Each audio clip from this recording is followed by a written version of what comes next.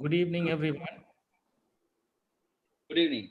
Good evening. Everyone, and I go on to everybody in the panel and the audience. Ibon.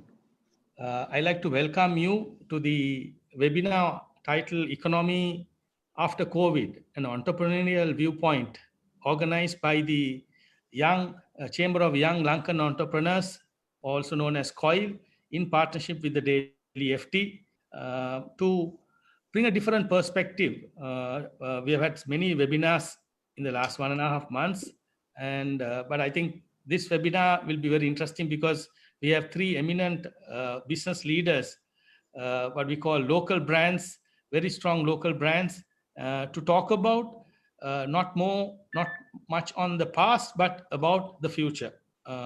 We will perhaps find out what's the best way forward for the country, maybe for the private sector and society at large. What we will do is we'll invite each of the panelists to make some opening remarks, and we will take some questions. I urge all the webinar participants to share, texting their questions to this eminent panel, young panel of Lankan business leaders, to draw the best out of them in terms of the ideas and the suggestions. So I'd like to welcome the chairman of LAFS Holdings, Mr. Vegapitia, to speak about his own perspective about the COVID. At the outset, let me thank COIL for inviting me to be a panelist of this webinar to express our views as Sri Lankan entrepreneurs. Throughout the human history, crises have been pivotal in developing our societies. For time immemorial, the crises faced by the human race have allowed them to look new horizons. We know the most recent pandemic reported about 100 years ago, the Spanish flu, created an environment, the mankind to look at new innovations in terms of healthcare. There have been many reports how the societies focus on creating new healthcare solution. The major wars like World War I, II, after that, there were new technical innovations. Global financial crisis, which we experienced in early 90s, 80s, like 83, made to think that the conventional business models become obsolete and compel the entrepreneurs and enterprises to think in a different way. That's how moving away from the ordinary conventional old model, they came into collaborative consumption like Uber and Airbnb, all those came. Now, enterprises powered by entrepreneurs like us are the live wire of any economy, that they create wealth for the entire society. And this coronavirus situation has no exception. We believe that entrepreneurs will stand for this crisis. They will come up with new models. Now, moving forward, we have to understand how we were managing this situation before it happened. I think we have to have a holistic view before understanding how we face to the future, what we have been doing. Now, it's too early to gauge how the future will look like, but we have to understand we were not normal. If you really look at the recent past, we all knew the entire world, the human race, was leading towards an abnormal destination. And some predicted about 6 months ago, there would have been a third world war, where the powerful economies were showing their muscles in terms of gaining economic supremacy. For the first time of the recent history, the centuries-long myth of economic come first has been shattered. Today, for many of us, for every society, economy is not the first. The society and the well-being of the citizens of every society has become the most important. Now, economies or societies are placed in 4 pillars. Firstly, the economic pillar, which include the wealth creation, the national production, enterprises, industries, how the manufacturing, the trade flows, GDP, per capita income, all that is the economic pillar. Then comes the social pillar, which includes the freedom of expression and health, education, and law and order. And third pillar is the environment.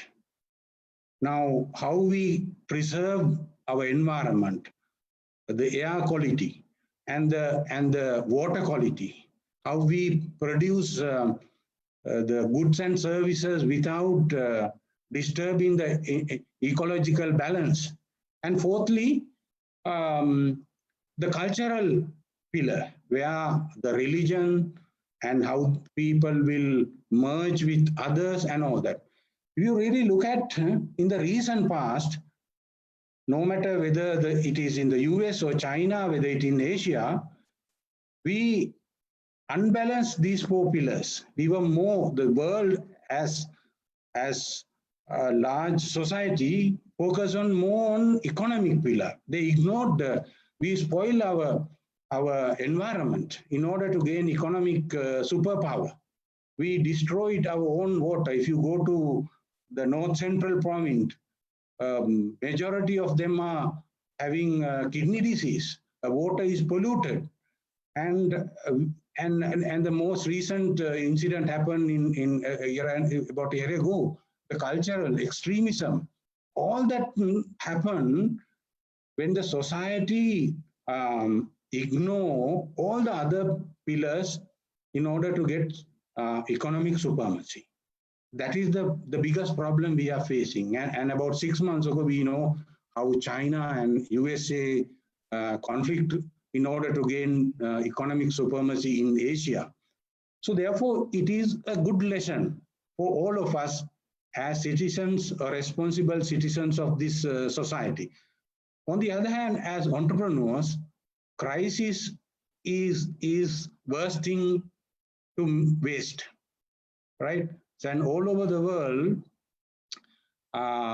these kind of crises, challenges, compel societies to drive their social journey towards a different, destination. I think as entrepreneurs, before we understand what to do post-COVID-19, we have to understand in a broader sense, we were not normal. And today we are talking about how fast can we become normal? I mean, were we normal? In the past, we were not normal. The way that the politicians behave, the economic policies were drafted, the manufacturing techniques, the management, priorities, social values, we were not normal. So therefore, the nature has told us, hey, come on, the new normalcy should be totally different to what it is. Now, with regard to the entrepreneurial approach towards that, I think we have to forget that old conventional method. Now, today, as a result of this COVID-19, you could see that there were new approaches, especially socially considered entrepreneurship, especially instead of we talking about short-term profit gains, we thought of social benefit, and we talk about citizenship, and it's a new concept coming in, citizenship entrepreneurship, and also resourcefulness. The army, which normally used for safeguarding borders, and they were used for protecting citizens and improving health conditions. And airline employees were working as healthcare employees. So therefore, it created a total new dimension that we all have to think that we don't want to go back to the normalcy that we were in the past. So that's the broader understanding we have to make. Otherwise, we all expect that, okay, Monday, the lockdown is going to be relaxed. We go back to the normal. Of course, majority of us try to think of going back. But, today there are four, shocks that we all have experienced. Firstly, the social shock. We cannot, almost half of the world population is restricted for moving, and socially we cannot get together. Socially we cannot celebrate. We cannot, spend the same social life. I don't think that we will have it. Secondly, like it happened in the past, demand shock. Now it happened post 9/11 in the US, the demand shock. That is the biggest problem for all enterprises. People are not buying the luxury items. The people who were buying now they have moved to basics. Instead of buying expensive television or a washing machine, they want to buy different thing. Okay. Then the supply shock. Supply chain has been disrupted. So there are different shocks that we have, and also like what happened, then a financial shock. So I think now it is time for us to look for a totally new future, utilizing this new opportunity in order to create benefit for our society. Okay, thank you. Thank you, Mr. Vegapitia. I like that your emphasis that we were not normal before. So we'll come back to that point that you made. I'd like to move on to Mr. Samantha Kumarsinghe, Chairman of Nature's Beauty Creations, to put things in perspective, or perhaps take on from where Mr. Vegapitia ended, in terms of we need to have a new beginning. Samantha, you'd like to? Thank you very much. I thank COIL for inviting me for this webinar. I'm actually representing Nature's Beauty Creations. So we are talking about nature. And I think after the Second World War, there had been a wrong business model in the world, wrong economic model in the world, where very few families in the world were trying to become rich beyond their imaginations, and at the expense of the poor people. So a lot of people believe that business model as the best in the world, and it was called neoliberal economic policies, and few people were rich, and most of the people were poor. Even in the country, the most powerful and richest country in the world, today you can see why that particular model has been a failure, because poor people die on the streets, or even they cannot get into hospitals. And even if they go to the hospitals, private hospitals, this economic model, even today, what they are trying to do is to support that hospital with huge payments for entertaining those patients. But all this happened after 1945, after the World War ended.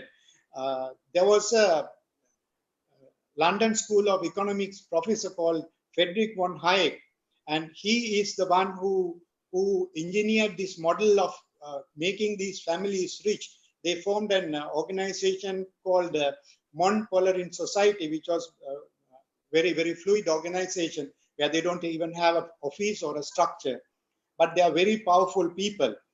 And they created this model of using 1945, the World Bank came, IMF came, but this non-tolerant society came in 1947. But they were the people who were behind manipulating everything, and even developing countries, small countries like us, and many things in our Sri Lanka or even India or any other developing countries have been manipulated by these people to their benefit. And that has created this imbalance and also wrong economic model, which has brought the world to this situation. I think that the nature has brought in, I don't say this disaster is good, no disaster is good for the world or for the people, but the nature is the most powerful. We can talk about doing anything, but when the nature takes over, that is there is no way that we can control it. So that is what has happened. I think this is going to be the turning point of the different economic model in the world. And as Vaga said, that many things have. I also agree with him that we have not been normal, right? If somebody wants 100 wristwatches or 100 vehicles and so many yachts, so many planes, so many things for one person, where they don't have even time to wear it sometimes, that is the pure greed, or maybe to show off that they have so much, but they are not willing to give part away with that to the other people. But in our countries, we have a different culture, different model. So therefore, it is easy for us to understand this kind of a calamity situation and adjust. But some of the people in countries like US, they will not be able to understand this, because they have, in their generations, they have not been adapting to this kind of situation, and that will make it easier for countries like us to adapt to these situations and become beneficiaries of this present situation than the people who are going to fall into difficulty. Of course, short term we will have difficulties. Everybody in the world will have difficulties. I think this COVID situation will continue, and we will bring in totally a different social values, different social behavior, as well as a different economic model in the next few years, like 1.5 years to 2 years. Then we will come to some kind of normalcy, but we will never go back to the same situation that we were in. Prior to COVID, what prevailed in the world will not be there when we get out of this problem. So I stop at that, and then I would like to contribute at the second stage about what we can do, where we are going. Okay, thank you. Thank you very much, Samantha. Thank you very much for that. I'd like to invite my third panelist, Dr. Diana Deigama, to talk about he's on the chairman of EPIC Lanka, to talk about your own perspective in this whole, in the post-COVID environment. Thank you, Nisa. Thank you. And I'm once again thankful to COIL chairman and committee for inviting me. And then I'm truly delighted to be with three of my very good friends, Vega, Samantha, and one of the key media personalities, Nista. So, and also to share some of my thoughts in this perspective. Of course, in my explanations, of course, I like to use both Sinhala and English, both languages, so that probably I may be able to express better. Let me start by saying this. Very recently, of course, when I had to go to Narayanpeta police station to get my curfew pass, and then I saw a very nice quote that they have actually pasted on the wall, and it said, "Prashnya tamange novena taakal uttare darshanikai." So, which means we can talk about a lot of philosophies and theories all about it, but sometimes when you really get into the burning pot, right? So then only you will really feel. So I'm happy that all three of us, these panelists, are hands-on guys. Vega, Samantha, and myself. Of course, we have hundreds of employees, we run our businesses, we have our international operations. So therefore, this current situation, we really face it. And then we are not talking about someone else's situation. We are sharing what we go through and what we feel and what we have been basically feeling. So therefore, I believe that there may be a lot of things that someone can actually take home from today's this one. So as Vega said, as Samantha said, of course, I agree with these two eminent panelists, because we have basically missed our bus by miles, in the sense, over the past years, in the sense. Well, as you know, as you can the compare what we have been doing, in the sense, we have been basically missing the true meaning between wealth and value, in the sense. But we have been basically giving more prominence to wealth creation rather than value creation. That is why, I mean, we always considered the comparative advantage and competitive advantage, and say that, yeah, we can manufacture this one at this price, or we can import this product, or this vegetable, or this produce, right? And then we can actually make money, right, at the cost of sometimes destroying our own valuable industries. We did it. But when we became a very import-dependent nation, where I can point out even the today's what we all consider as our unofficial staple food, which is dal and bread, which are imported, in the sense. We don't produce, we don't have wheat, we don't have dal in this country, but that has become our unofficial staple food. But again, we are basically dependent. So therefore, we were talking about competitive advantage, and then try to be more import dependent nation with that one. So that is then when the crisis hit. Of course, we do not know where to run, because then when we look at it, look behind, in the sense, we have very, very minimum things for us to survive. So this we have to now understand. Rather than focusing on wealth, what is the things that we can create value, where we protect our own local industries, even though that will basically, we will not be able to enjoy the economies of scale, and thereby the cost of production may be higher, right?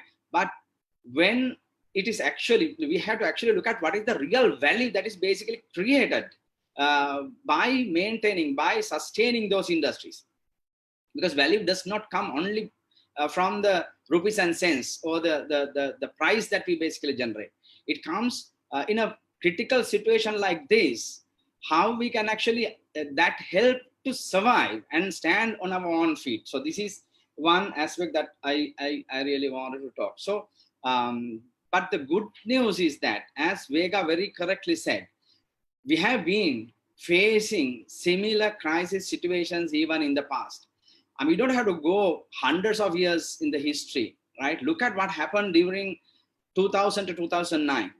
And between 2000 to 2009, we had many crises that we basically, the entrepreneurs have to face. One, we had a political crisis where from 2001 to 2000 to 2004, we had the political unrest where the government changed 3 times. And then 2001, the country hit minus 1.5 GDP growth, which is the worst the economic situation in the country.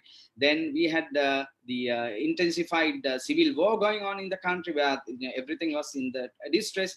Then we had the Asian economic crisis, then the global economic downturn, right? All these things happened, but still the entrepreneurs stood tall in that situation. And I know for a fact that, including our own company, that is the time most of the entrepreneurial organization has actually gained the best growth. As an example, I have facts to prove that some of the companies during that time has grown more than 40% in those years. But when the markets are good, you cannot actually get that. Why it is happening? Right, because the entrepreneurs by nature, they are creative, they look, they can pick the opportunities in any market, especially opportunities in crisis markets. This crisis is a situation, is another state of the market, right? So good times, bad times, but it's another state. So at any given state, there are opportunities. So there are good opportunities. Good entrepreneurs can actually pick those opportunities and then go for thriving their businesses. So all in all, what I believe is that this is another situation where the Sri Lanka will adopt very soon, and we don't have to be so negative. I know that there are hiccups here and there over the next maybe 2 to 3 months, but fast we will adopt, and we will understand what have to be done, and then people, the organizations, the businesses started diversifying and going to understanding and finding businesses and avenues to survive, and then we will take it up very, very positively as a nation.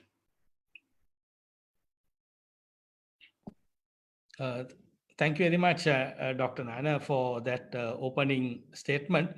I like to, I know some elements came in the earlier opening remarks, but I mean, yes, everyone in the panel said is unanimous that this is an ideal opportunity for Sri Lanka to become stronger, get it right.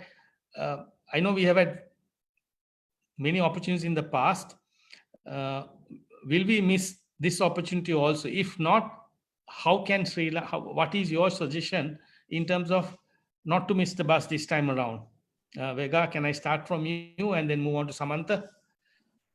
Historically, we are a nation with very short memory, and when there is a crisis, we all united, we make great statements, and then soon there'll be an election. You can see there'll be division as parties and all that, and go for. So historically, not only once, we have missed similar opportunities in the past, right? But we are a very resilient nation.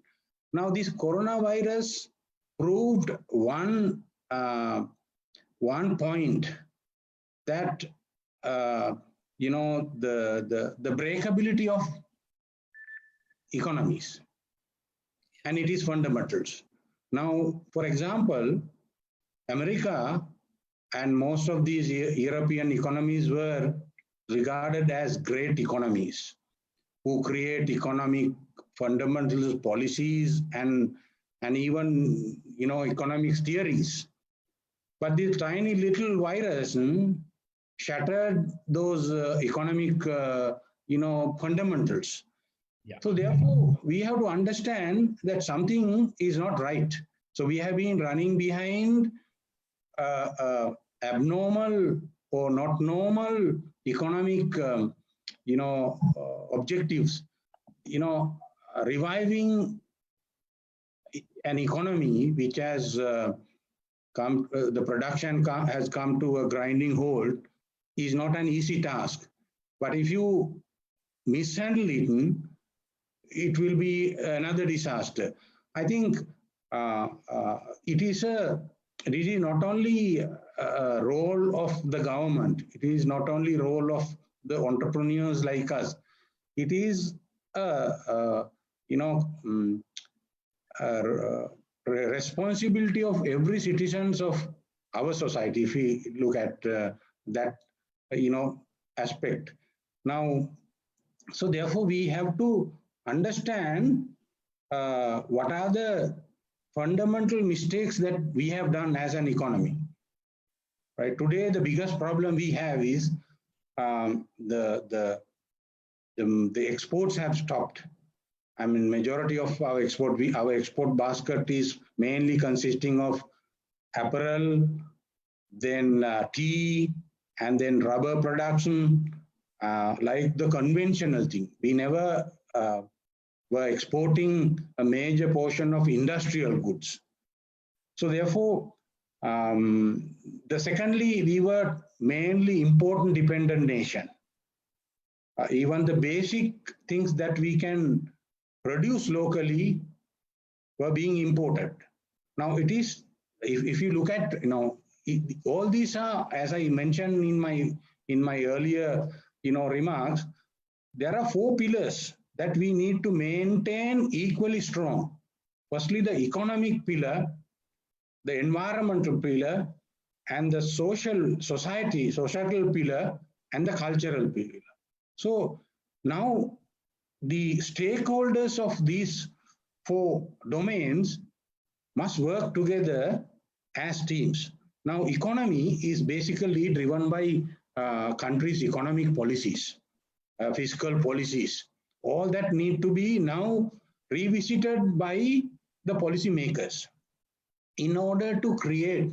If they are thinking of going back to that old normal that we were in 6 months ago, we are going to miss that golden opportunity. Therefore, it is time for us to look at now the economic policy that we have been practicing for almost 70 odd years have become obsolete.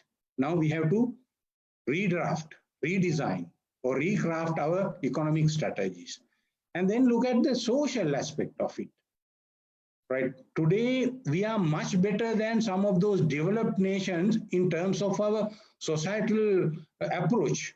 Our healthcare sector played a pivotal role, and they control it. And when economies or countries like US could not control it, and we were somewhat disciplined compared to other countries, then law and order. So this pillar has to be come into phase, and the environment. And we totally taken the environment as granted, no. And during last how many stakeholders of our nation cried, don't cut the jungles, but we did it. We spoil our soil by putting chemicals and all that. We made tea and using artificial chemicals. Now we spoiled our own air. I think that is all these things are, and then culturally, irrespective of our religious beliefs, party politics, and cultural heritage, we have to work as stakeholders of one society, one nation, one country. Then only we should be able to come out with a sustainable model that will be unique. Historically, Sri Lankans have been very unique, very different in terms of bringing new systems to the society.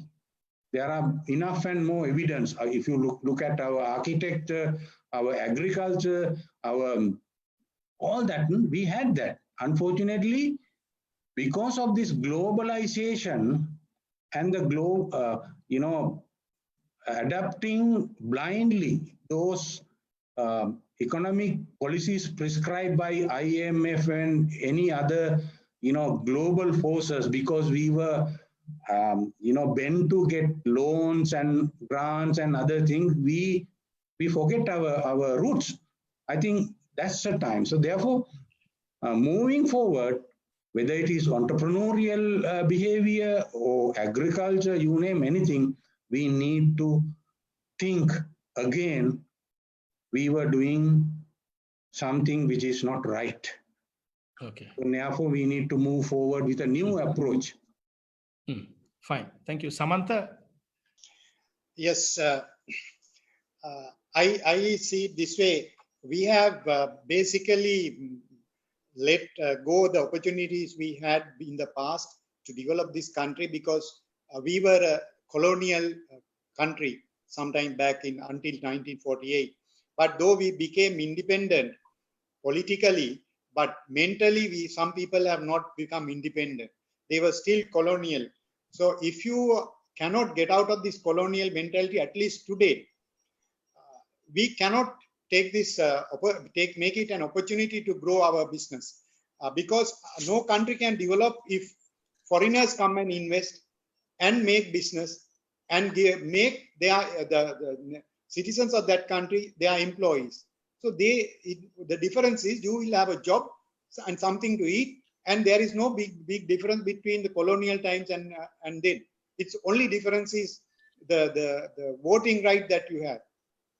That is all. Because if you can't get out of this colonial mentality, and if you can't take out this fear of the Western countries and these institutions like IMF, World Bank, and others, you take some of our institutions in Sri Lanka, government institutions, but who is making policies, for whose benefit are the policies made?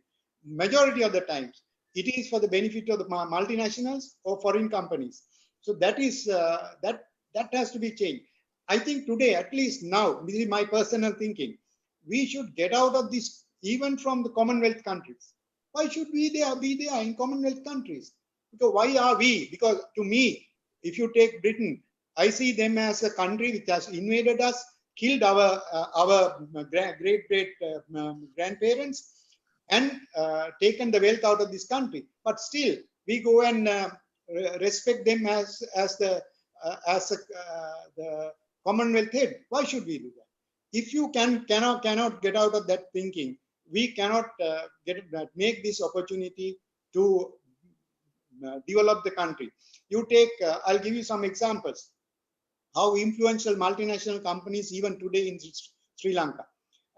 When we signed Indo-Sri Lanka FTA, Free Trade Agreement, if you do a proper study, that was in 1998, everything in that one, almost everything, has been done for the benefit of those companies, not for the local people. And who has done it? Our Department of Commerce. In fact, I have written articles about this also in the papers. This, I think, I wrote in your paper also in recent past also about this. The errors we have made. And one thing I can tell you, there was one particular raw material, one multinational imported for 18 years, from 2000 to 2018, until we pointed out to the then government and made that correction. Nobody has even pointed out to them. Where the government has given a tax benefit for a non-Indian product coming through India to Sri Lanka, the amount of duty benefit that they have enjoyed is about 800 million rupees to about $1 billion a year.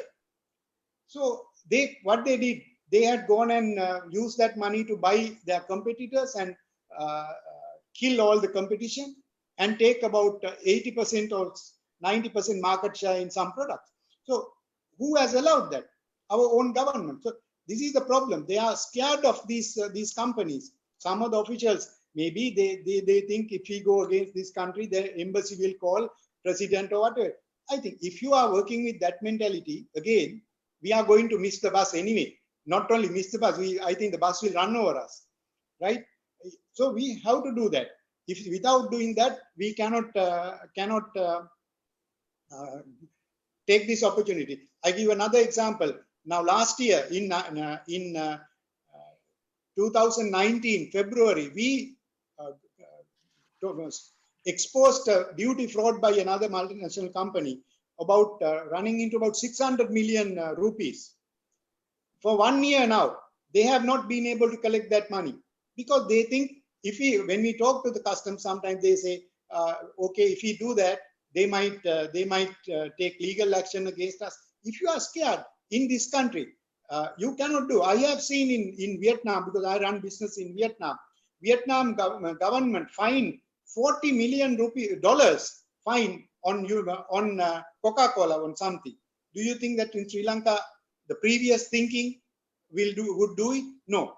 We must come to that kind of strong the position, at least governing our country.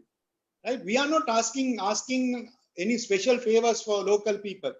We want equal playing field. But as I told you earlier, IMF, World Bank, everything was there, created for their benefit. Even these leading audit companies. If you take or you go to a Sri Lankan audit company, sometimes people say, why are you going to Sri Lankan audit company? I, as a principal, I never go to a foreign audit company in Sri Lanka. I always use Sri Lankan audit companies. I deal with Sri Lankan banks. I deal with Sri Lankan audit companies. So we trust them. But those companies are also there to look after the basically multinationals. Now, if you take other tools like this arbitration, Arbitration is a tool created by the same team of those, the people who created the IMF, World Bank, everybody. They are there to look after the interests of those large corporations. You know very well that everybody, I think the people who are listening to us also know that many of these small countries are given penalties, fines that they cannot afford to pay if they want to stop environmental damage created by these corporations. So you have to get out of this. If you can give equal playing field to these Sri Lankan entrepreneurs, we will definitely develop. But you know, Nista, if a country tells, okay, you are their own people, the business opportunities within the country are for foreigners or multinationals, you go and export. Do you think you can do it? You cannot. So this is what we have to do. That thinking has to be done. Recently, I told the government in an opportunity I got, unless this is addressed, don't expect the local entrepreneurs to revive and come back. They cannot, because you must allow the local people to stand up and start working before you expect them to run and go and do exports. That's what I have to say about it. Thank you. Thank you, Naina. Dr. Naina. Yeah. I must be hats off to Samantha for being bold and giving a very nice picture. Of course, Samantha, I know him usually how he does his presentations.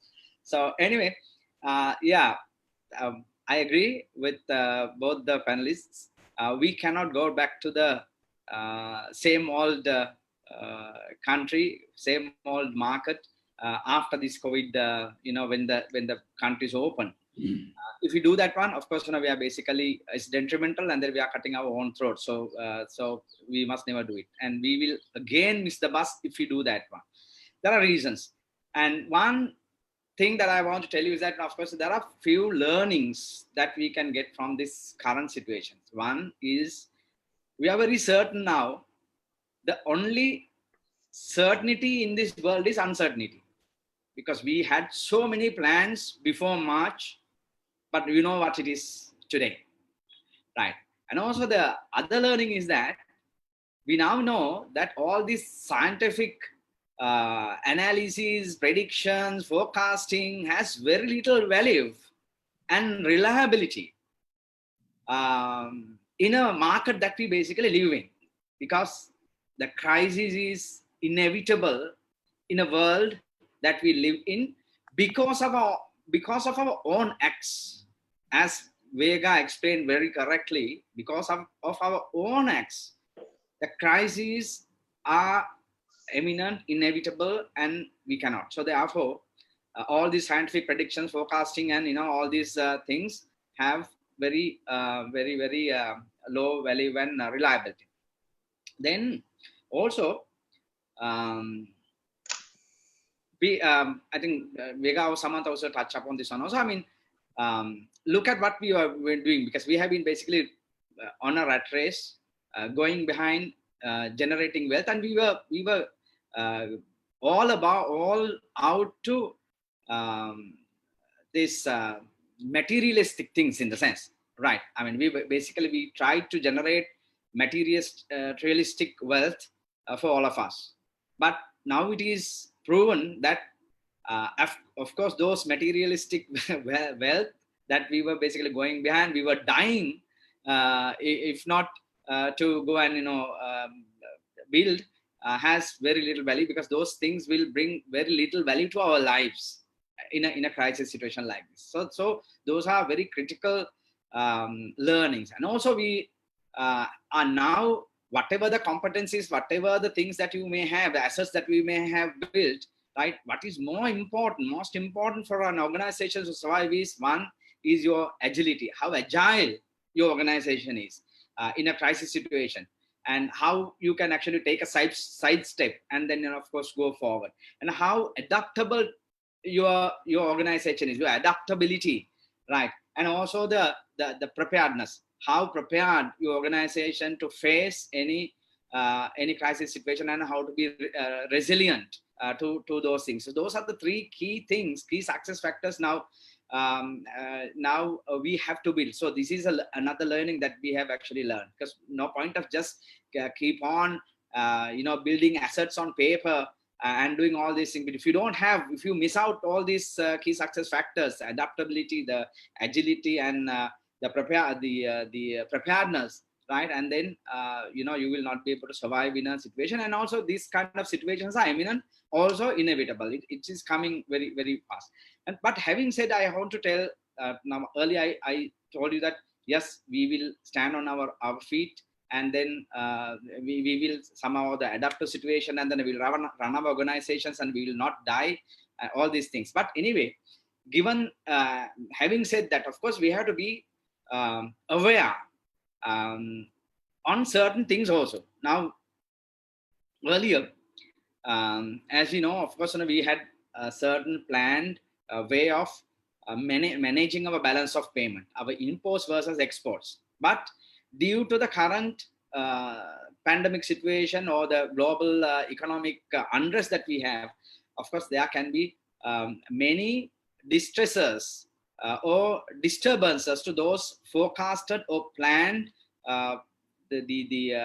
plans we had to maintain our balance of payment. So that can actually create from the economic point of view, of course, uncertainties and the distress in our country also. So one of the reasons is that we can see that the foreign what do you call this, capital flow reversals will happen very, very drastically, in the sense, so that all the foreign exchange inflows that we were expecting will suddenly stop.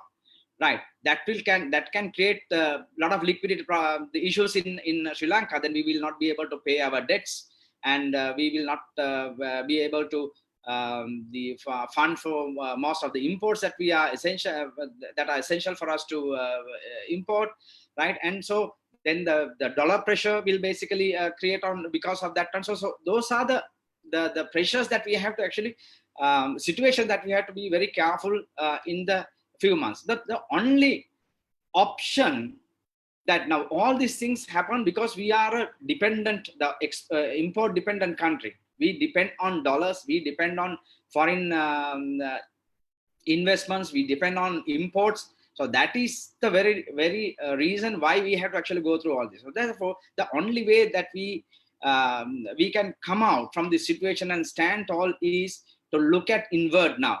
How we can actually support our own industries, how we can, rather than looking at competitive advantages, right? Look at how we can create value using our own the products, and using our own people, using our own industries.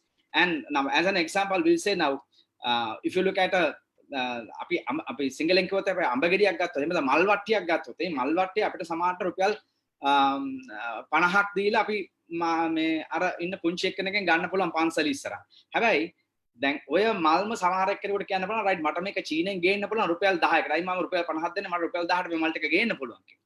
Right. that එතකොට එයා කල්පනා කරන්න පුළුවන් මේකේ තියෙන right මෙතන මට පුළුවන් මේකේ wealth එකක් create කරන්න. මොකද හේතුව I can actually buy the same thing at a lower price. But what we have to understand is that the value that we create by buying that flowers at 50 rupees is far more than importing that one and giving it at 10 rupees. Why? Because we are basically supporting an industry, supporting people, right? And that money will basically go into the system, and then that will circulate. And also, not only that, the value is created not only from the rupees and cents, in the sense. Now, අපි අපේ මාල් ටික දැක්කම අපිට සතුටක් ඇති වෙනවා. ඒ සතුට අපේ හිතේ ඇතුලේ සතුටක් ඇති වෙනකොට ඒක වැලියු එකක් තමයි ක්‍රියේට් වෙන්නේ. අපි මේක ගිහිල්ලා අපි පාන්සලකට බුදුන් වහන්සේට අපි පූජා කරනකොට අපිට දැනෙන මේ සතුට ඒක එතනත් වැලියු එකක් තියෙනවා. That is also value that we create in this. So therefore, value we have to take it in a holistic way.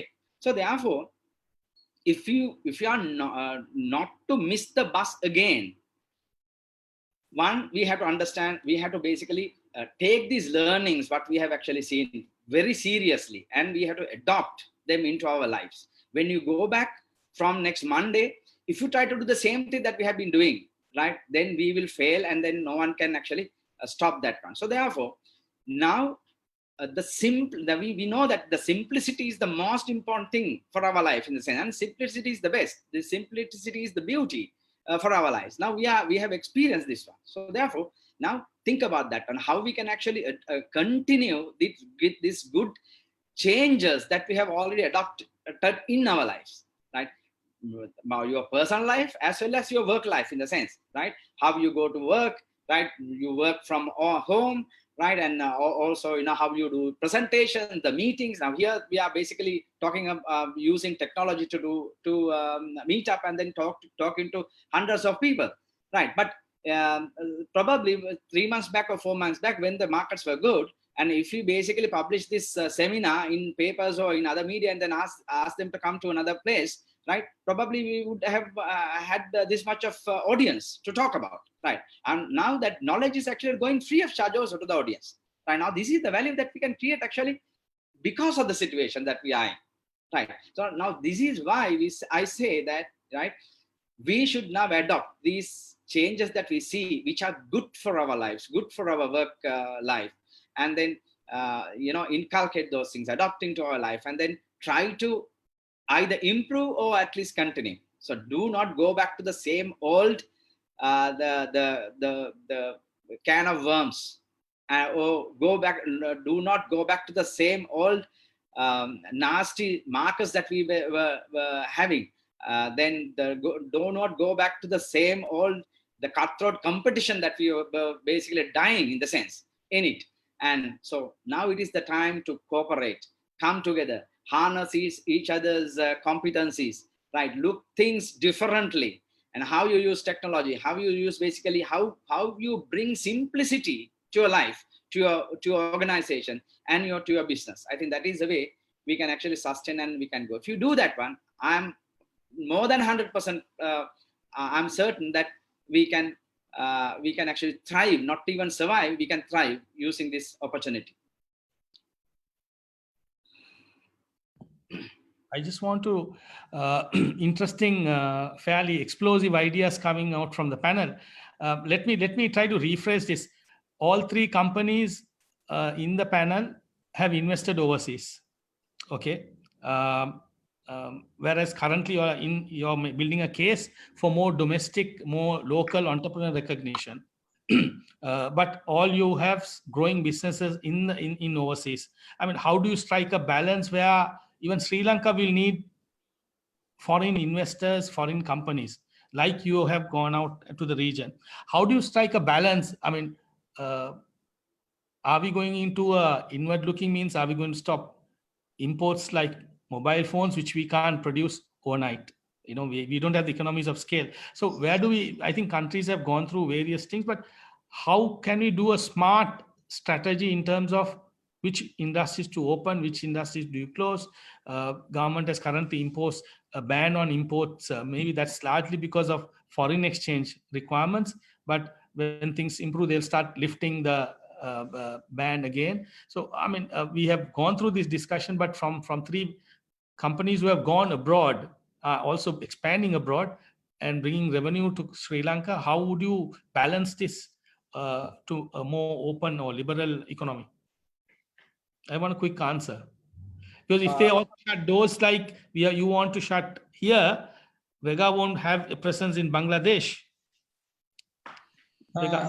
Actually, I have a different opinion with regard to the argument that Samantha raised. Of course, I agree, for a developing nation, for an economy to stand up on its own, there has to be a very strong foundation. Now, for an economy to develop, the biggest requirement would be the capital investment, the capital required for such investment.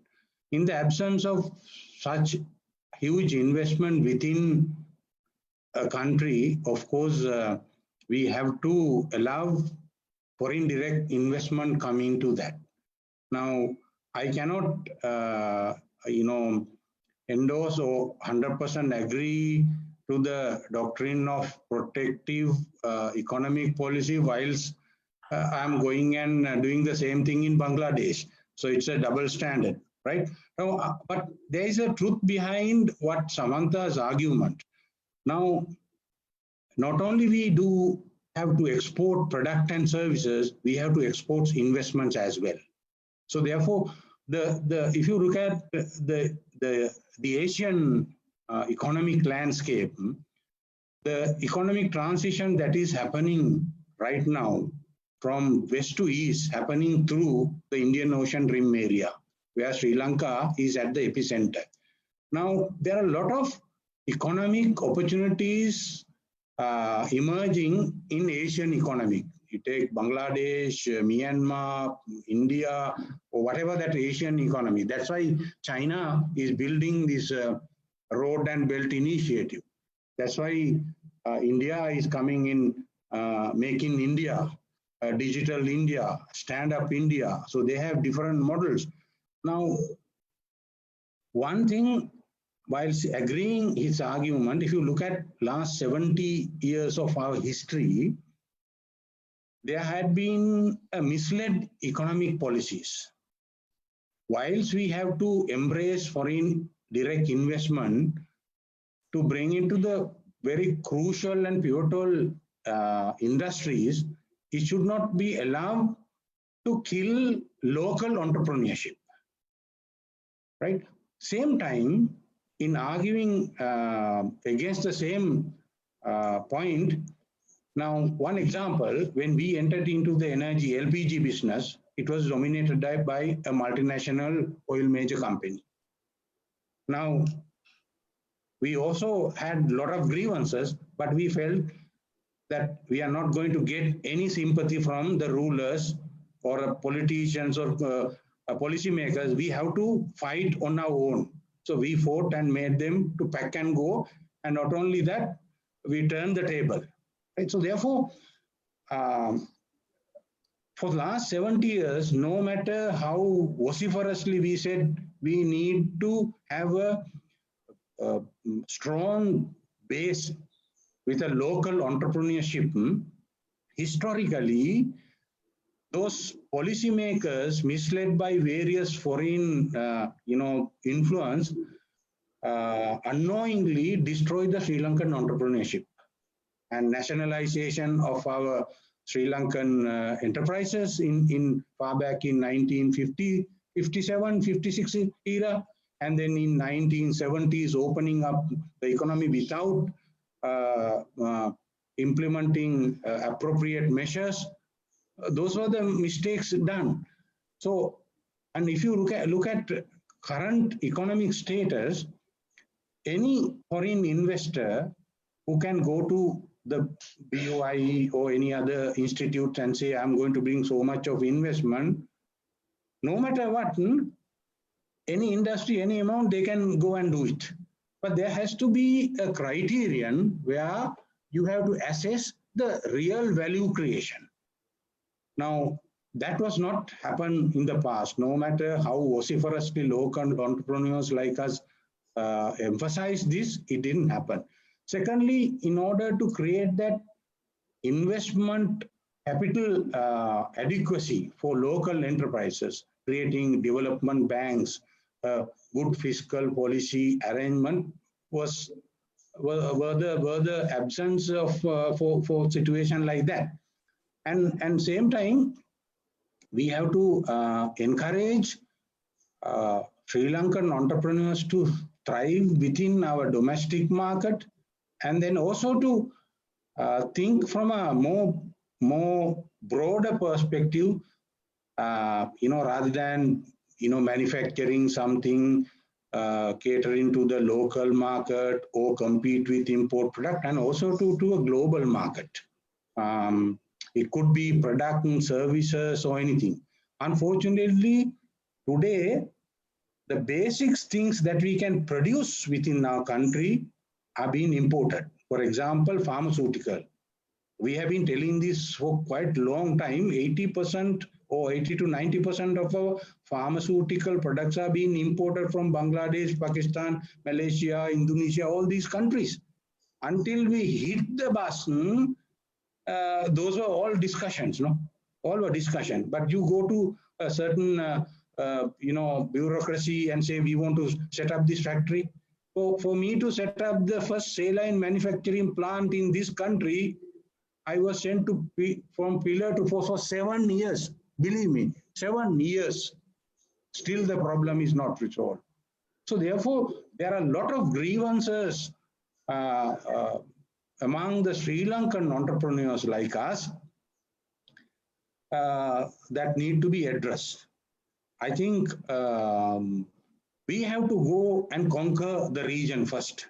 Yeah. I totally blindly do not endorse that our economy should be closed for foreign investment, but that need to bring for areas where the technology is brought in, use Sri Lanka as the manufacturing hub to supply to the world market, where the technological transfer will happen within our country. I understand. This is what I've said, more smarter way of doing things. Can I also contribute to Vega's this thing? Or? Yeah. Just quickly, maybe we'll take some. You can say, Nana, and then we'll. Sorry, now you told me something about what I said, so I need to answer that. Right. Yes, Samantha. Yes, sorry. Don't forget because what you said is what I told is that local entrepreneurs should be given equal playing field. Then you ask the question of we going out to other countries. Yes, I have experience in working in Bangladesh, running a business, manufacturing concern, and a business in Bangladesh close to 20 years, and about 5 years experience now in Vietnam. So I have seen how a colonial country works and how another country like Vietnam, who has taken a very strong communist type of open economy, look at investments. I never said foreign investments are bad, but if foreign investments are allowed to kill the local industry by using undue influence and using this the colonial fears some of our people have, officials have, that is the problem. That is what I mentioned in my talk. I said we want equal playing field. Okay, level playing field. That is what is missing. And also to give you an example about when we go and invest in Vietnam, though Vietnam is attracting so much of foreign direct investment because their other infrastructure facilities are better. But even for being a foreign company, for me to change one product line to another product line, right? I have to change from the beginning of my manufacturing license. That's a long procedure. A long procedure has to be followed in Vietnam, even today, right? So therefore, there are regulations, much stringent regulations in countries like Vietnam. But the investors are coming mainly because they export and they support export industries, but they don't encourage that much of industries that is coming for the local market because they give that support. Now, if you take the real estate development, majority of real estate developments are Vietnamese owned now. I think Vietnam is a country where they have so many billion-dollar companies that have come up in the last 10, 15 years. So it is there, but despite that, they attract foreign direct investment because they are mostly export-oriented.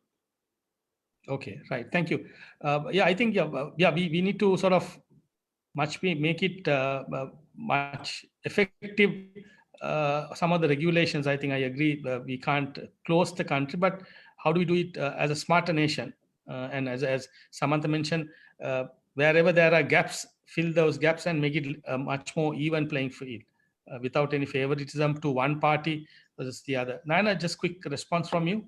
Yeah, actually, like I said, of course, it's not all about stopping foreign investments coming here because we need the foreign direct investments come here.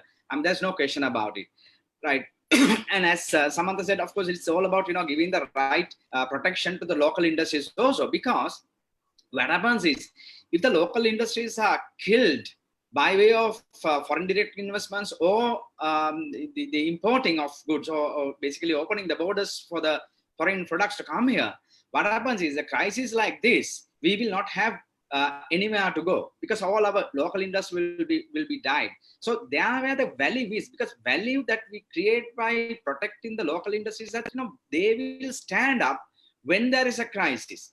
Now, as Vega pointed, now for a local person to start an industry like, say, producing of saline, as is pointed in the sense, right?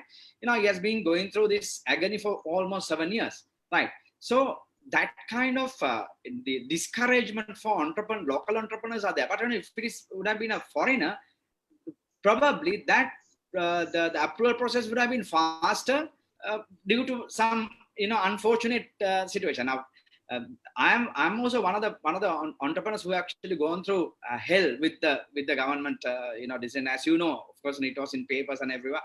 And I one time last year, I had to take the entire cabinet to courts, right, because of the things that they have, the decisions that they have taken against the entrepreneurs in this country. So now this is what is happening in the sense. So what you all say is that, right, government has a bigger role in protecting the entrepreneurs, protecting the local industries, while encouraging FDIs to come here and do this one. Now, I operate in Malaysia over the past at least 8-9 years in this, and I know how the incentives that the Malaysian government give it to the Malaysian industries. But when we go and ask those incentives, we are not eligible to get that. So that is for the capacity building, the knowledge assimilation, the manufacturing, the investments, capital, the injections. All these the facilities, the encouragement are there for their own industrialists, but not in Sri Lanka. So that is where the problem is, in the sense. What we all say is that, yeah, the Sri Lankan entrepreneurs are good. They are strong.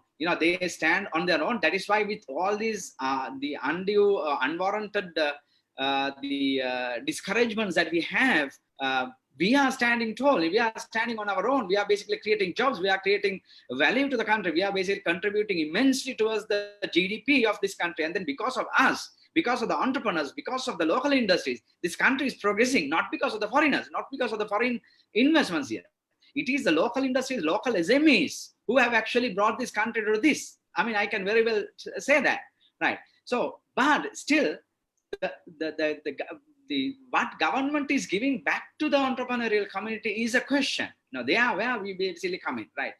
Bring them in, no problem. Open it out, it's fine. But you have to have certain level of the encouragement, incentives, protection to the local industries also. Because if we die, if the local industries die, and then when something happens, all these foreign investors can pack up and go, right? And then where are we? What is going to happen to our country, right? What are we going to give it to our own people? Where are the employment? Nothing. They can just pack it up and they can just go.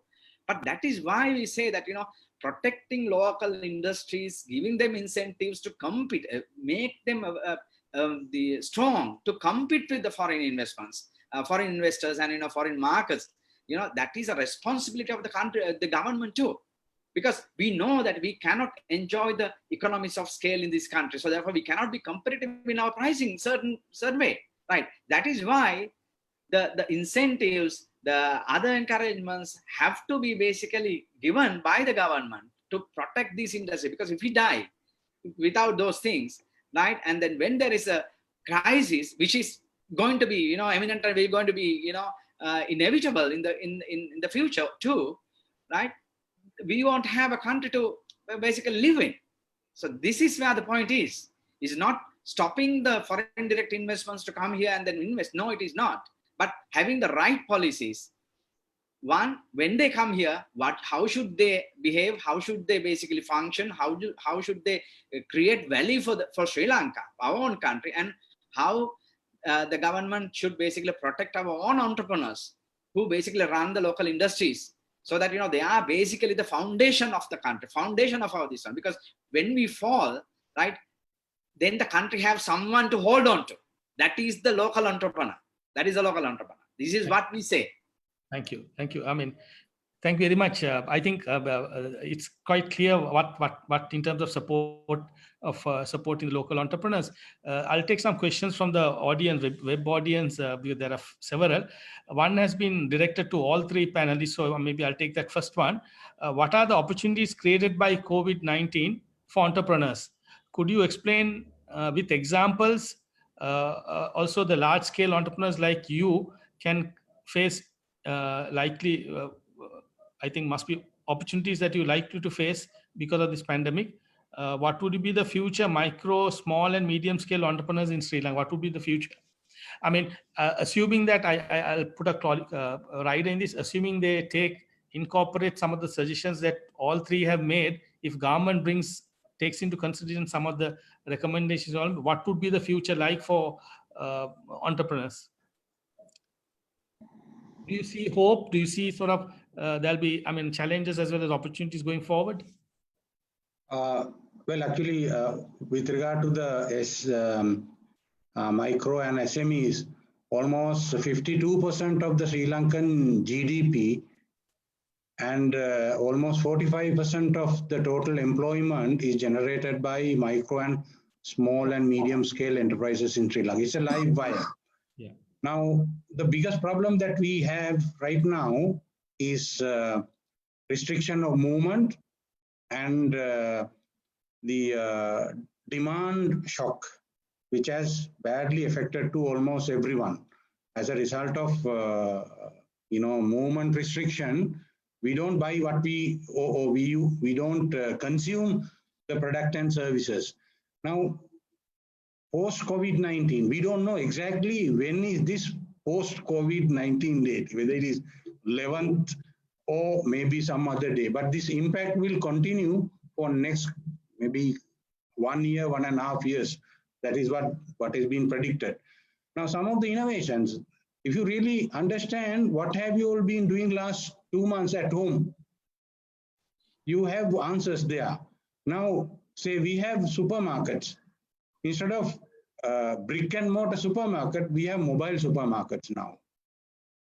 We use technology like this for interacting with people, and it's more effective than, so the digital transformation is a new opportunity that COVID-19 is bringing that, especially digitalization our businesses. Now, another example is now from an enterprise perspective, an example is like you have a cardiac arrest, heart attack, and you got a open heart surgery or bypass operation. How would you behave after that? You will be very, doing a lot of exercises to burn your fat. You will eat a lot of healthy products. Your movement will be something like that. We had a shock. Our businesses are affected. The social behavior affected. Now you have to use different strategies.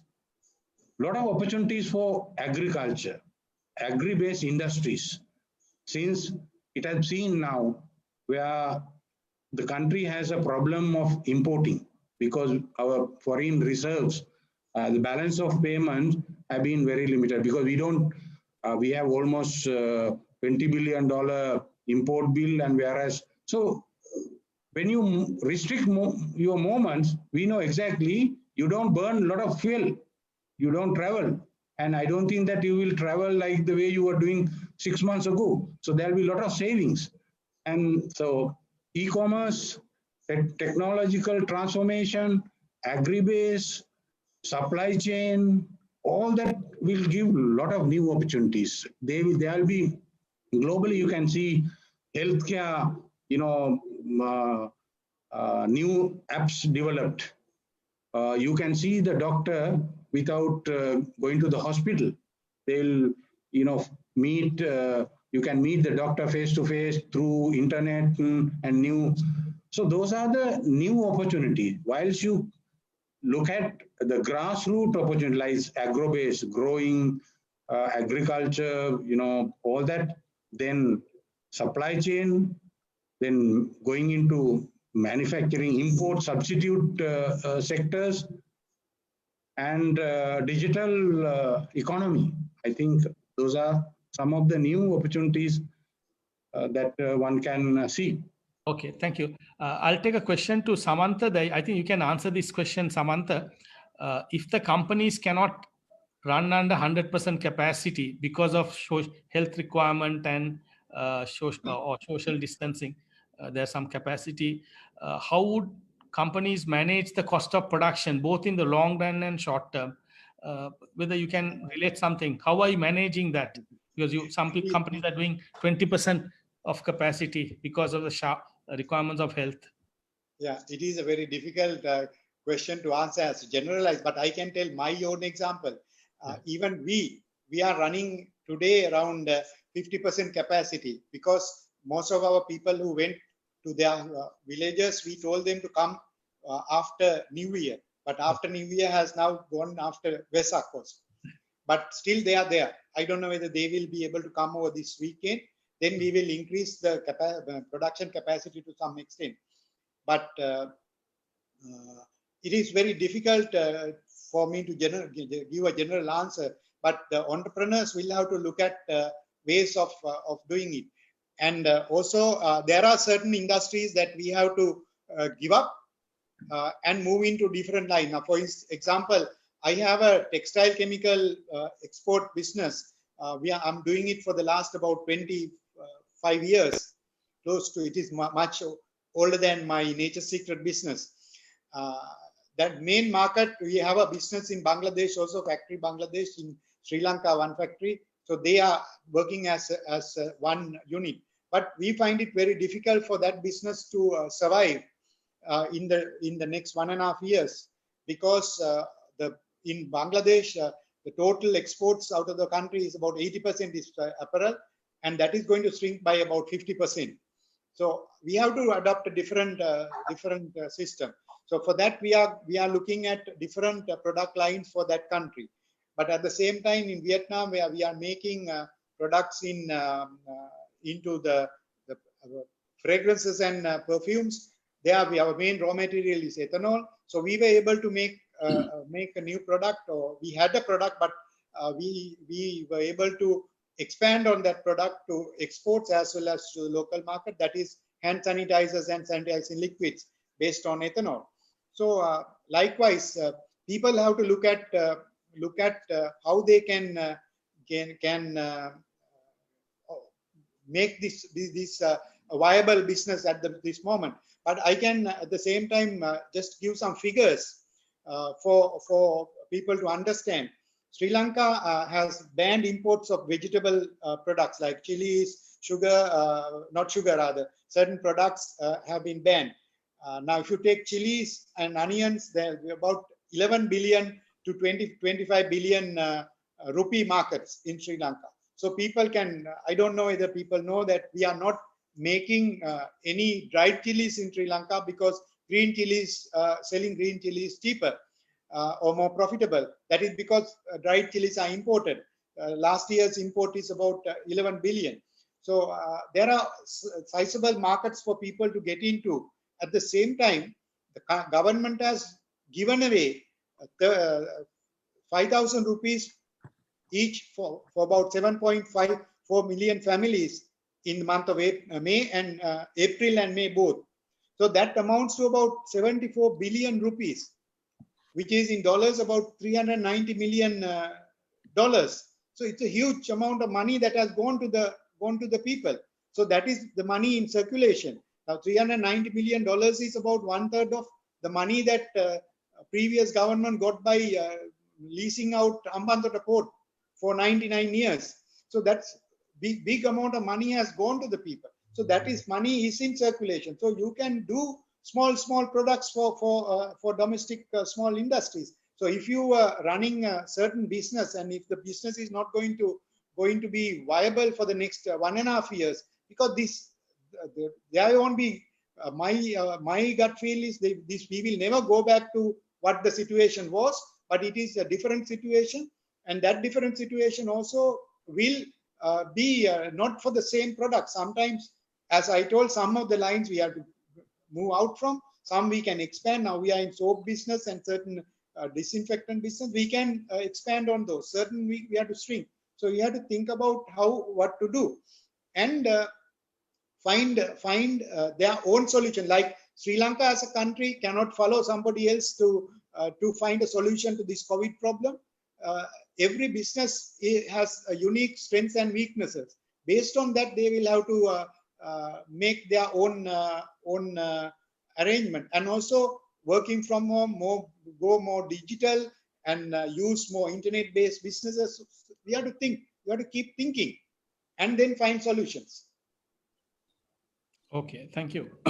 I would urge the panelists to pick any questions that you feel that must be answered.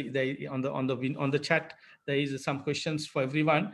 I just want to take one question. I mean, you spoke about revival of local entrepreneurs is the way forward for Sri Lanka post-COVID. Do you see? I know it's a bit too early, but are you confident that the government has been taking the right steps so far in making this a reality? I know COIL has made lots of recommendations. Do you feel more confident right now that, given that the way forward is through local entrepreneurship, whether you see, light at another tunnel in the next 6 to 18 months?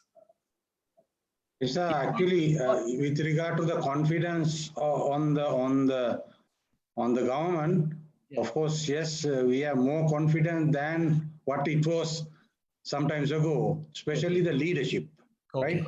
Since our leader is not a conventional politician, we believe that there will be a change. So that's a good news.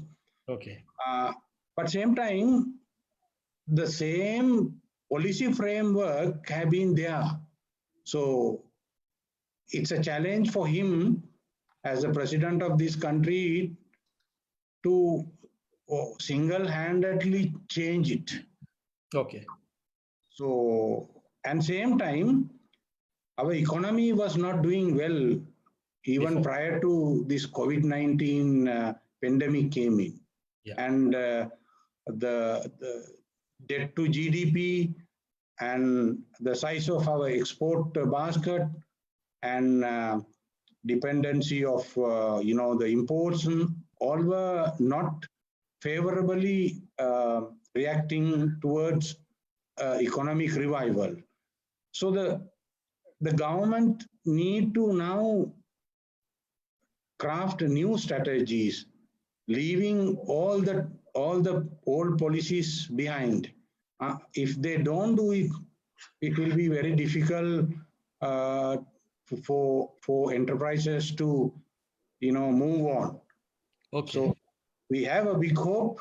I believe that they will do it. Unfortunately, as we all know, the government is also in a very stable situation with regard to the availability of resources and funds. Okay, fine.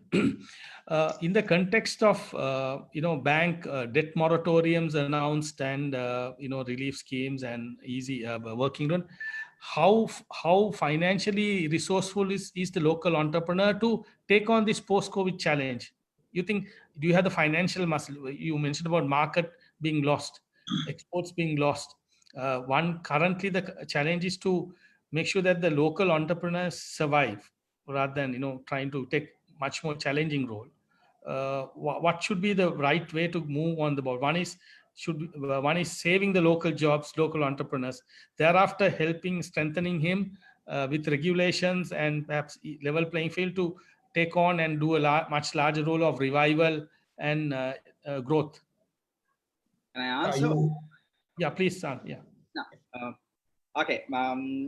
Talking about this moratoriums and things like that, of course, this is good because that will basically support the entrepreneurs in terms of liquidity, and then manage the cash flows and things like that. But my advice to entrepreneurs is that this is the time that they have to be more careful in leveraging, and because they must not go into excessive debt.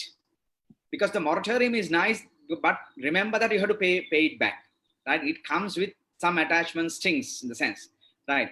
It is not coming as grants into your organization. The banks may give you because the government is pumping liquid into that one so that they can actually distribute through banking system, and then you will get it. But you have to pay it back.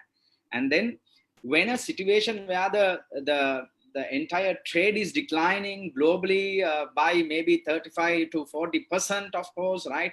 And then you must not be able to do your business the same way and things like that, right? This is, you have to make more attention, whatever the industry you may in. It may be tourism, it may be the garment, it may be IT, it may be manufacturing, whatever it is, right?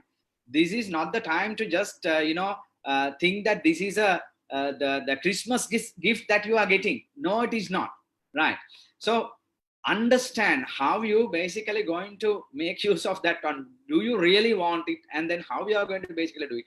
It is always better to relook at, how you can actually manage by yourselves, like in the sense, right? How can you cut your frills and then come back to the basics in the sense, right? Sometimes there may be various ways you can actually reduce your cost of operations, right? Do that one first, right?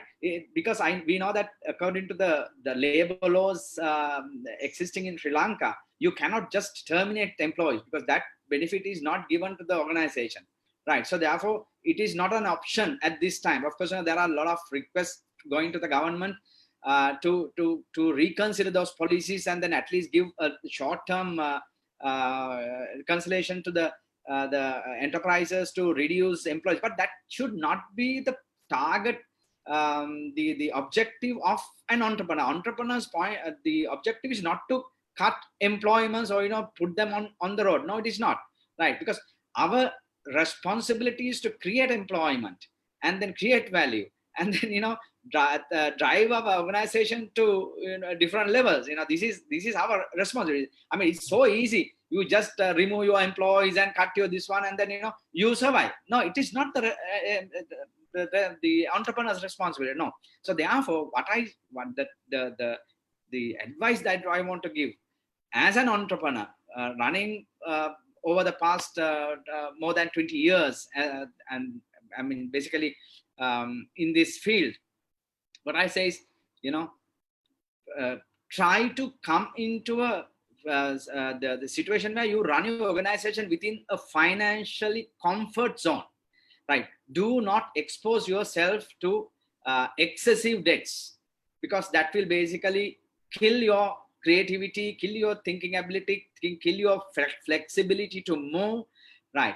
So now there's a situation which is a crisis situation, and the market dynamics are changing now. So try to understand what those changes, how the dynamics are changing. And within those changes, there are opportunities. If you are creative, you can pick those opportunities, right? Try to diversify your business using the same competencies, like core competencies and distinct competencies that you have, right? You don't have to reinvest a lot of cash, lot of capital into this one. Try to reskill your employees, right? And then reposition them, adopt them into this diversified channels, right? So that you use the same employees with little bit of the capacity building, right? Give them some training, that reskill them, and then put them into those channels, those areas where you can diversify, and then go and create revenue channels. Because revenue channels is the most important thing. End of the day, what is most important at this time is your cash flow. Because if you don't have a good positive cash flow, your death is imminent. I mean, you cannot, because even though you will get this very temporary moratoriums and all these things, this is not going to happen every day. So therefore, it is the time that you should be very careful in managing your cash flows. So do whatever possible to create new revenue channels. Because you have to, because you got to be very creative. Now, this is the time where the organization, even will say, now I saw there is a question that they were asking, he was asking what should be done for these people who are the entrepreneurs who are involved in the tourism industry, because of course we know that we can't get tourists, but look at the assets that you have? What are the strengths that you have? What are the competencies that you have? Now try to diversify using the same skills, same competencies, right? Understand what are the opportunities that have been created by this the crisis situation. There are, right? You cannot say that there are no opportunities. No, there are opportunities. Now, so you have to be skillful in identifying those things and redeploy your assets, redeploy your employees, redeploy your knowledge, redeploy your competencies to create revenue channels in those areas, right? You have to do it quickly because you don't have time, right? You don't have time. So therefore, now this is the time for the management to come together, brainstorm, right? Be creative, understand, pick up these niche opportunities that have been created in this crisis time, right? So take it positively and then try to do this diversification. This is the message that I want to give to all the industry that have been affected. And one thing is, we also, if we get together, we can actually create, I actually voiced this one in different other forums also, right? This is the time for us to create or to start local trends, right? Trends to use local products, trends to eat local food, trends to eat, to go to local places, right? Trend to utilize local resources and local services. The trends that we have to create. So for that, of course, even the government have to participate actively in creating these trends. When you create those trends will basically open out new opportunities in the market. It will open out new opportunities to create employment in the market, and the new industries will basically come out from on those lines of trends. So this is another way that we can actually handle this situation. Thank you. Samantha, I just want to ask, you mentioned about lots of multinationals in the country. What is post-COVID, you think, given the recommendation they're making, would local manufacturers go for mergers and acquisition and become stronger so that they can compete better with the multinationals? Do you see that happening going forward? Actually, the local players are there already who are competing well with the multinational. The problem is the special privileges they enjoy. Now take multinationals going and selling a same product to a supermarket. The supermarket is getting a lesser discount from the multinational than a local company who is manufacturing and giving the same product or even better quality product. And also the multinational is getting the money payment much faster than the local company. So that is not fair. This is okay. I can't complain about private companies doing it, private supermarkets, but the government supermarkets also do that. So that is what the government before telling local entrepreneurs to perform, they should correct those factors. Then coming back to one thing that I like to add about this bank moratorium you are talking about. As Nayana very correctly said, this is after 6 months. If the moratorium is taken, I'm not talking about this 4% working capital loan. It's not the one. If the moratorium delaying your payments for another 6 months, bank is going to calculate interest for these 6 months also, and they will add that after that your interest component is going to be more. Your capital component is going to be more after 6 months. So you are in bigger trouble then. But I'm very disappointed with the local banks here, because all of us, whether I run to a 50% business or somebody else run 60%, 70% of the production, unless you today run about 90%, 95% to 100 of your production capacities, all of us are making losses. So at 50%, we are making losses. At 60%, somebody else making loss. But the banks are sitting and earning a big profit. They are shamelessly, I'm telling the word again, shamelessly collecting all the money and not even budging an inch to help the local people. They say if the government is giving the 4% and government is expected to bridge this gap of what is their normal interest rate to the 4%, and they will give it at 4% to us. But at least they should think about their long-standing clients, customers who have been helping the banks to make money, who have not defaulted, and they should be given at least for a certain period of time without any profit to the bank. All the banks can make a loss, small loss, why should, when the entire country is making losses, people have nothing to eat sometimes, but the bank is collecting interest on those. So that is very unfair. They are a good example of that failed economic model of collecting wealth at any cost.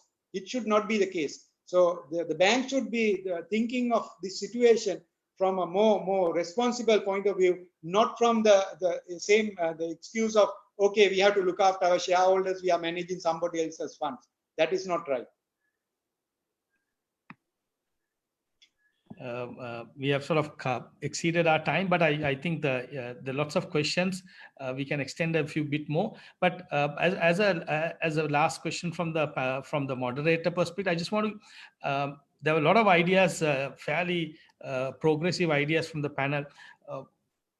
What would you advise the government to do? One thing, if you were to advise tomorrow or next week, what would be your key advice? Because you all were very passionate about multiple things to be done. But I'm just telling you, because government has its own challenges of looking after the health and safety as a priority. But in getting the economy right, policies right, I mean, what would be the first one suggestion you want the government to do when they Okay, Nayana, go ahead. No. I want to get the question again because there was a little bit of a disturbance. Okay, no. One thing you would want the government to do next week. Oh, okay. Yeah, one thing, because because based on some of the suggestions that came up in getting with regard to local entrepreneurs, one thing you feel, this is very like the game changer for going forward post COVID. Okay. One thing and the only thing the government should do is govern. It covers everything. Unfortunately, for 70 odd years, they were not governing the government. Okay. At least right now, they have to understand the weaknesses. We all have to understand. One, we appoint politician who doesn't have any clue about the economy and expect those poor guys to create an super economic framework, which is not possible to come out. Secondly, we have been endorsing the same thing for nearly 70 odd years, government after government. And then, at the end, at the suffering end. So therefore, they need to govern the government with a long-term vision to make Sri Lanka as a developed nation. That's my submission. Okay, thank you. Samantha? Okay, as the last comment, I like to tell that we have to thank the government for controlling the COVID-19 situation, and that is why we are not sick today and we are able to come and talk to the public, because Yes. Otherwise I don't know what would have happened. So that credit must go to the government, especially the forces and the medical staff. And the country is going to face foreign exchange deficit, additional foreign exchange deficit, which is going to be about $10 billion to $12 billion in the coming year. So if you look at our import figures, we have imported in 2018, entire food basket is only $1.5 billion. So that includes milk powder, includes wheat, everything. But if you look at the fuel imports, it is $4.1 billion in 2018. I think 2017, it was about $3 billion. So motor vehicles in 2018 is about $1.5 billion. So we have to consciously cut down on our consumption of fuel. If not, whatever we do is not going to be good enough to resolve this problem, because we have to, every citizen has a right and the responsibility to contribute for the recovery of the country. You can't expect everything to be done by the government. Even switching off a light, cutting down on your running, or whatever you do will help the country. And that is something that we must do. If not, I don't think the only one government alone can do this recovery program. So it is good that government has decided to have control opening of the economy, and then slowly go back to normalcy in activities, but not, we will never go back to the old system. And I don't wish we should go back to the old system, because there was a system where poor man was not recognized, poor people are not supported enough. That kind of policies should come, and then people as business people, rich people, everybody should think about the making the country, the masses of the country rich and wealthy, not only the business people or the other big players. Thank you. Okay. What about Nayana? Last. Yeah, of course, I have 50, but because of the time limitation, of course, and I will stick to maybe one. I have few proposals to the government. Anyway, we can talk on those things on another day. The main thing that today I want to tell the government is that pump some some adequate amount of liquidity into the market. As we know, and whether we like it or not, in the sense, government is the biggest buyer for some reason, in the sense, in Sri Lanka, if government discontinued their procurement, most of these large companies and all these the big names will be in history. So therefore, government have to continue with these projects, with this procurement process. In order to do that, and of course, they have to pump in more liquidity through that they can pump in more liquidity into the system, in the sense, because if they don't do that one, if they basically go into the dormant phase, right, then many companies will be in trouble, in the sense, right, because they are the biggest the procurement entity in Sri Lanka, even to date. So therefore, now it is time for the government to negotiate more.